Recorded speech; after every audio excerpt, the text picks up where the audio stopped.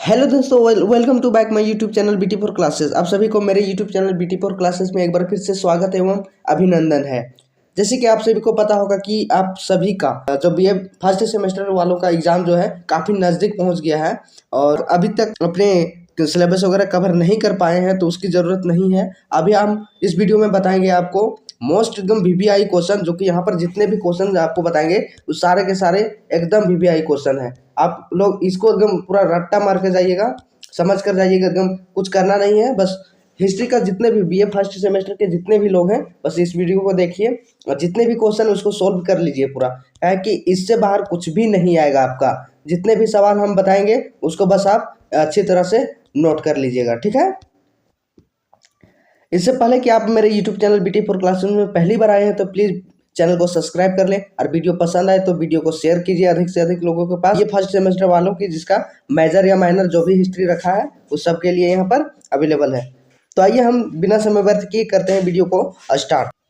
तो अभी हम बात कर रहे हैं बीए सेमेस्टर 1 2024 एग्जामिनेशन के बारे में। जो सेक्शन ये में क्वेश्चन हम पूछा जाएगा अति लघु उत्तरीय प्रश्नों के उत्तर एक या दो वाक्यों में देना है। जैसे हड़प्पा का खोज किसने किया था, तो दयाराम साहनी। इस टाइप से आपका क्वेश्चन पूछेगा। तो आइए हम पहला क्वेश्चन की ओर बढ़ते हैं। नानाघाट क्या नानाघाट शिलालेख किस राजवंश की रानी से संबंधित है, इसका आप लोग अच्छी तरह से रट लीजिएगा। दूसरा क्वेश्चन में है कि राखालदास बनर्जी ने सिंधु घाटी के किस स्थल की खोज किया था, कौन सा स्थल का खोज किया था राखालदास बनर्जी ने, उसको आप लोग पढ़ लीजिएगा। क्वेश्चन नंबर 3 है कि ऋग्वेद का कौन सा मंडल पूरी तरह से सोम को समर्पित है।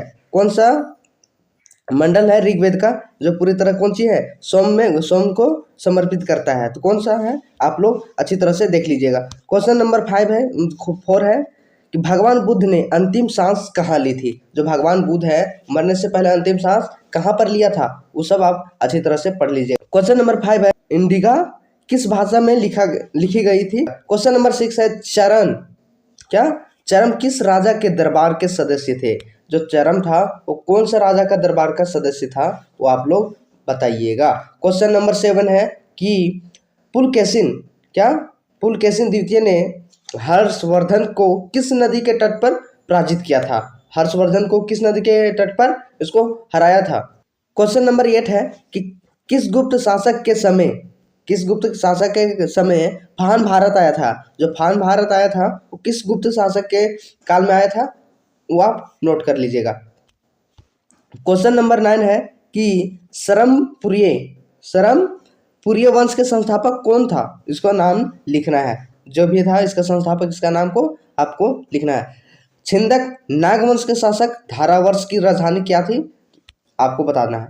अब हम बात करते हैं खंड ब मतलब सेक्शन बी की क्वेश्चन, ठीक है, जिसमें कि आपको निम्नांकित लघु उत्तरीय प्रश्नों में के उत्तर लगभग कम से कम 150-200 शब्दों में देना जरूरी है।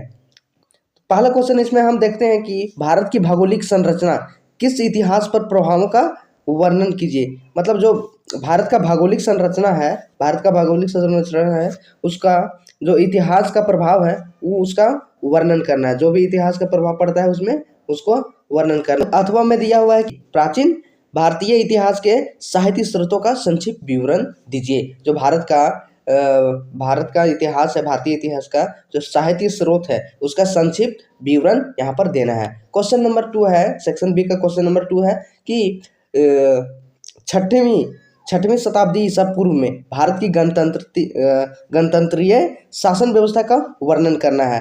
जब 6वीं शताब्दी ईसा पूर्व का जो भारत का गणतंत्र शासन व्यवस्था था उसको वर्णन आपको करना है।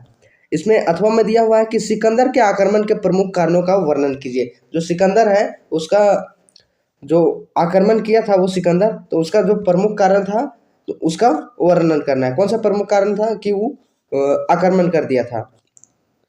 क्वेश्चन नंबर 3 है सेक्शन बी का क्वेश्चन नंबर 3 कि मौर्यकालीन कला की प्रमुख विशेषताएं लिखिए। ये जो मौर्यकालीन कला है इसकी विशेषताएं को लिखना है। इसमें अथवा करके दिया हुआ है कि पुष्यमित्र शुंग के चरित्र एवं उपलब्धियों का वर्णन कीजिए। जो पुष्यमित्र था उसका शुंग के चरित्र और उसके पास क्या क्या व्यवस्था थी, क्या क्या उपलब्ध था, उसका वर्णन यहाँ पर करना है। क्वेश्चन नंबर 4 है सेक्शन बी का क्वेश्चन नंबर 4 है कि कला के क्षेत्र में पल्लव शासकों के योगदान का वर्णन कीजिए। जो कला का क्षेत्र था उसमें जो पल्लव शासक था उसका योगदान क्या क्या रहा है उसको वर्णन आपको करना है। इसमें अथवा करके दिया हुआ है क्वेश्चन नंबर 4 में अथवा करके दिया हुआ है कि गुप्तकालीन संस्कृति गुप्तकालीन संस्कृति में उपलब्धियां का उल्लेख करें। जो गुप्तकालीन में संस्कृति में जितने भी चीज उपलब्ध था उस सारी चीजों का उल्लेख करना है। अब क्वेश्चन नंबर 5 है कि छत्तीसगढ़ की भौगोलिक स्थिति का परिचय दें। जो छत्तीसगढ़ है उसका भौगोलिक स्थिति का परिचय आपको देना है। इसमें अथवा करके दिया हुआ क्वेश्चन कि दक्षिण कौशल के कलचुरी वंश की प्रशासनिक व्यवस्था का वर्णन करना है। जो दक्षिण कौशल है उसका कलचुरी वंश जो है उसका प्रशासनिक व्यवस्था पर वर्णन करना है, उसको लिखना है, चर्चा करना है।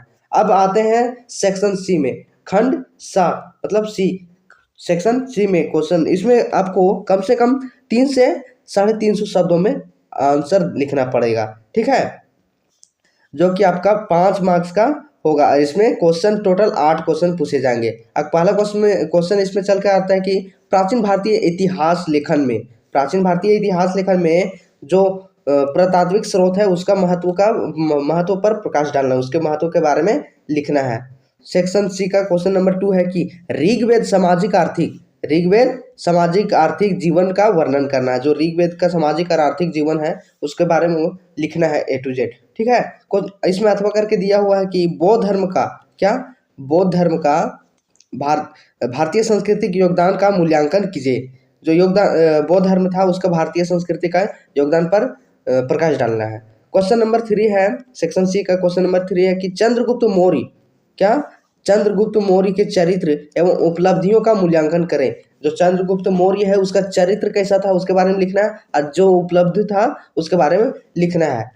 क्वेश्चन नंबर इसमें अथवा करके दिया हुआ है कि मौर्यकालीन प्रशासनिक व्यवस्था का वर्णन कीजिए। मौर्यकालीन प्रशासनिक व्यवस्था था मौर्य काल के पास, उसके बारे में बताना है, आपको विस्तार से समझाना है।